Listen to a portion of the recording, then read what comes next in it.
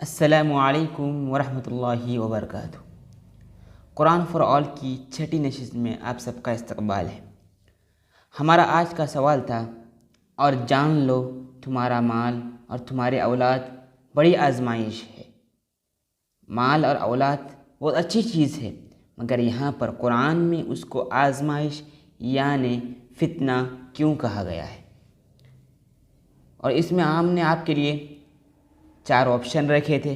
اس کا جواب دال یعنی آپشن نمبر 4 میں موجود تھا۔ سورہ انفال آیت نمبر 28۔ اعوذ باللہ من الشیطان الرجیم، بسم اللہ الرحمن الرحیم، وَاعْلَمُوا أَنَّمَا أَمْوَالُكُمْ وَأَوْلَادُكُمْ فِتْنَةٌ وَأَنَّ اللَّهَ عِندَهُ أَجْرٌ عَظِيمٌ۔ اور تم اس بات کو جان رکھو کہ تمہارے اموال اور تمہارے اولاد ایک امتحان کی چیز ہے، اور اس بات کو بھی جان رکھو کہ اللہ تعالیٰ کے پاس بڑا بھاری اجر ہے۔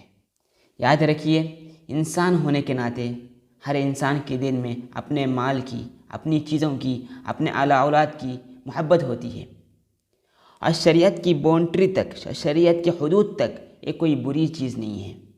اپنے اہل عیال کو حرام مال سے بچانے کے لیے، حرام روزی سے بچانے کے لیے مال کمانا، اپنے اہل عیال کا خیال رکھنا اور اس کے حد تک مال کو کمانا، روزی کو کمانا، یہ کوئی بری چیز نہیں ہے۔ اگر یہی چیز آپ کو آپ کے دین سے دور رکھتی ہو، آپ کے شریعت سے دور رکھتی ہو، اور نبی کریم صلی اللہ علیہ وسلم کی تعلیمات سے دور کرتی ہو، یہ چیز آپ کے لیے وبال بن سکتی ہے، تو یہی چیز آپ کے لیے عذاب بن سکتی ہے۔ اگر یہ چیز آپ کو اللہ کی نافرمانی پر آمادہ نہیں کرتی تو اچھی چیز ہے، مگر اللہ کی نافرمانی پر یہ چیز آپ کو لے جاتی ہے، آپ کو شریعت کی راہ سے بھٹکا رہی ہے، تو یاد رکھ لیجئے یہ بہت بری چیز ہوگی۔ مفسرین نے اس کی ایک مثال دی ہے۔ یہاں پر 2 چیزیں قرآن میں بیان کی گئی ہے، انما اموالکم و اولادکم، بے شک آپ کا مال اور آپ کے اولاد۔ لکھا ہے کہ یہ دونوں الگ الگ سوالی پرچے کی طرح ہیں۔ آپ کے ہاتھ میں سوالی پرچہ تھما دیا گیا ہے، اب یہ چیز آپ کے اوپر ہے کہ آپ اس پرچے کو کس طرح حل کرتے ہیں۔ آیا آپ اس کو حل کرتے وقت رستے سے بھٹک جاتے ہیں، یا اسی طرح ہی حل کرتے ہیں جس طرح اللہ نے ہم کو بتایا ہے، جس طرح قرآن کی آیت ہمیں بتاتی ہے، جس طرح نبی کی تعلیمات ہمیں بتاتی ہے؟ اگر اس کے مطابق آپ حل نہیں کریں گے، آپ کا گول، آپ کا ہدف اگر کوئی اور ہوگا، تو یاد رکھ لیجئے آپ کو یہی اموال، یہی اولاد آپ کو رستے سے بھٹک سکتی ہے، اور اللہ حفاظت فرمائے آپ کو جہنم تک لے جا سکتی ہے۔ اور یاد رکھ لیجئے یہی 2 چیزیں انسان کو اکثر فتنے میں مبتلا کرتی ہے، جیسے کہ قرآن نے کہا۔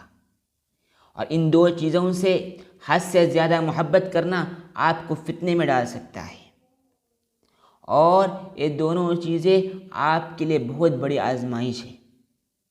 آپ اس آزمائش سے کس طرح سے پار پڑتے ہیں، کس طرح سے کامیاب ہو جاتے ہیں اس آزمائش سے، یہ آپ کے اوپر ہے۔ کیا ہی مبارکباد کے قابل ہے وہ انسان جو ان 2 چیزوں کو ساتھ رکھتے ہوئے، اپنے اہل عیال کا خیال رکھتے ہوئے، اپنے اہل عیال کی، اپنے اولاد کی محبت کو دل میں بساتے ہوئے، اور صحیح طریقے پر مال بھی کما رہا ہے اور روزی بھی کما رہا ہے، مگر راستے سے نہیں ہٹ رہا ہے، دین کے راستے سے نہیں ہٹ رہا ہے، بہت مبارکباد کے لائق ہے انسان۔ مگر اس سے برعکس وہ انسان جو ان 2 چیزوں کے خیال رکھنے کے ساتھ ساتھ شرعی حدود کو پار کر رہا ہے۔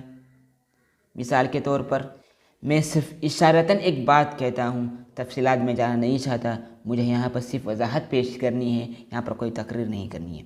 یاد رکھ لیجئے اولاد جو آپ کے ہاتھ میں اللہ کی امانت ہے، ان کے لیے ان تمام چیزوں کا خیال رکھنا ہے، شریعت کے حدود میں رہتے ہوئے، جس چیز کی ان کو ضرورت ہو۔